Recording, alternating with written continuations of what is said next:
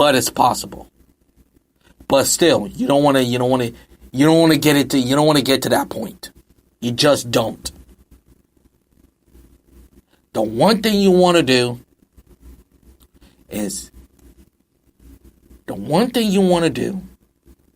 honestly, is to win Game 5. As for Milwaukee, you gotta turn up that intensity. Y'all be. I hope y'all learn your lesson more. The Bucks. The intensity in the postseason is not just one night. It's every night. It's the grind, the gritty. When you get deeper in the playoffs, all those OTAs, all these workouts is going to pay off. And bottom line, you got to find an identity, not just the Greek Freak. The Greek Freak cannot be, because when the Greek Freak gets fouled out,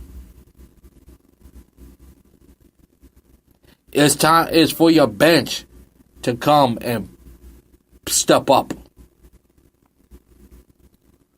Because if you look at teams in the past, teams that win championships is teams that has a bench or has a role players that know their roles, not just know their roles, but when things get tight, they stand the test of time. They put their team in a position to win. And as for Milwaukee, I haven't seen that from them yet. Granted, they have swept the Detroit Pistons. They've beaten the Boston Celtics. But we haven't seen them in a pressure game. And tonight is the first time that the Milwaukee Bucks is playing in a pressure Game 5 for the first time since 2001.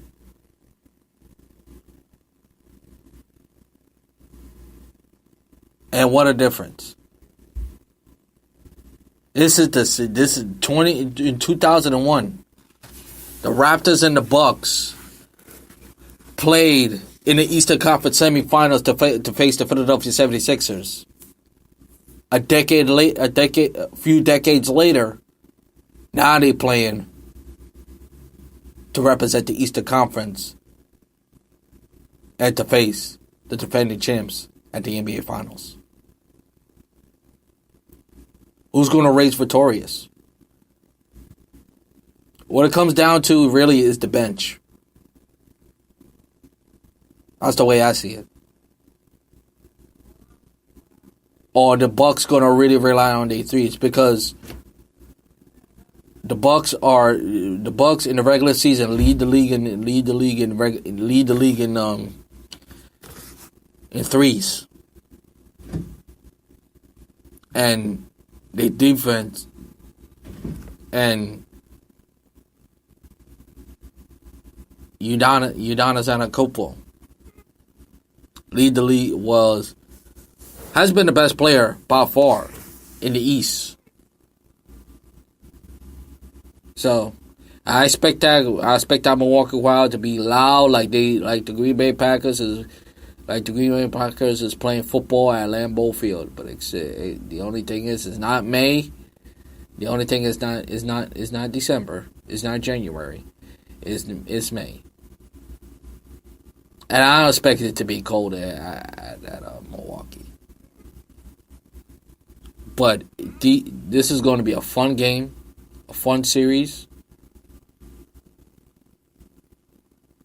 and let's see whoever wins, they're going to get one step closer. I mean, winning the Eastern Conference Championship.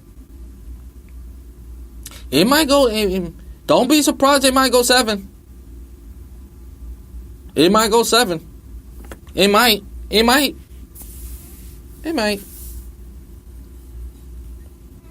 Oh, and did I mention this?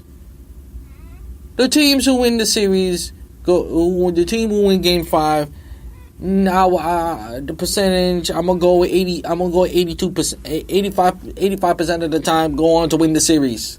So if this game is not important, you haven't been paying you haven't been paying attention.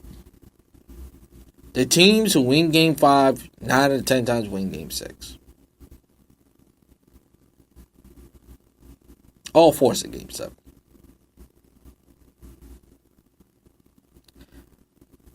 And let's see how things pan out for the Eastern Conference. Now, for the Warriors reaching the NBA Finals for the 5th straight year. The 5th straight year. I'm I'm amazed. A lot of teams in the West, and I said this to begin this playoff. This is going to be the toughest This is going to be the toughest test the Warriors are going to face reaching the Western Conference. I was so wrong. I don't know about you folks, but I was so wrong. I thought this was the year they would be knocked out. But you know what? A lot of teams will never figure out Golden State. Never. And one thing about Golden State that you gotta respect with them, they don't beat themselves. They are one of the few teams in the NBA that never beat themselves. Never. And to me, that shows resilience and true gutness. And Draymond Green and to me, the heart and soul of that team, without question, is Draymond Green. Draymond Green, because he's a pain in the ass. He's a pain in the ass, no question about it. But he's the type of person I would surely love on this team. Love on this team. I would love him on my team. He's a hard-nosed player. He don't like to lose.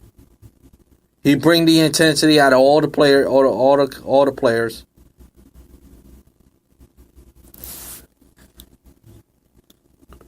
Excuse me. And they're very gritty. They are a tough team to.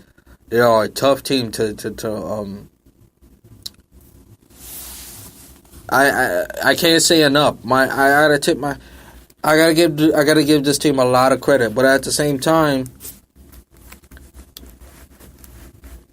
there are teams who can't figure out the Warriors because they don't play. A lot of teams don't play fundamental defense.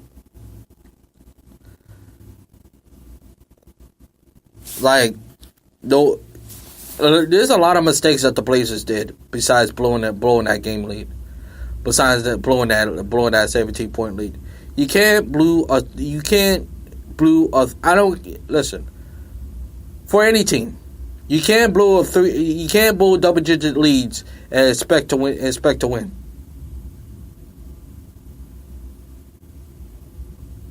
When you have a double-digit lead like a team like Golden State, you got to close them out.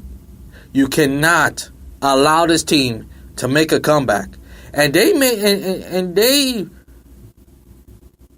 take some bad shots, a lot of bad shots.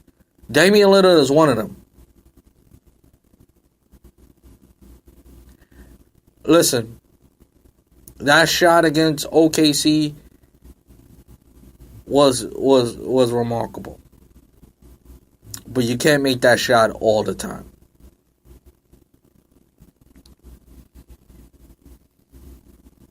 You're the heart and soul of that team. Let's just face it. The Warriors are just a better team. They're better than Golden. They're better than Portland. They're better than Houston. And I don't want to hear about Houston anymore. I don't want to hear about the Rockets. I don't because all I hear about the Rockets all year, all this year. Oh, we want the Warriors. We want Golden State. We want Golden State. Well, you had Golden State, and what happened to Golden? What happens? Yeah, Game 5, Game 6, no Kevin Durant. And y'all had a golden opportunity. Yes, a golden opportunity. And y'all didn't take advantage of that. Y'all didn't take advantage of that.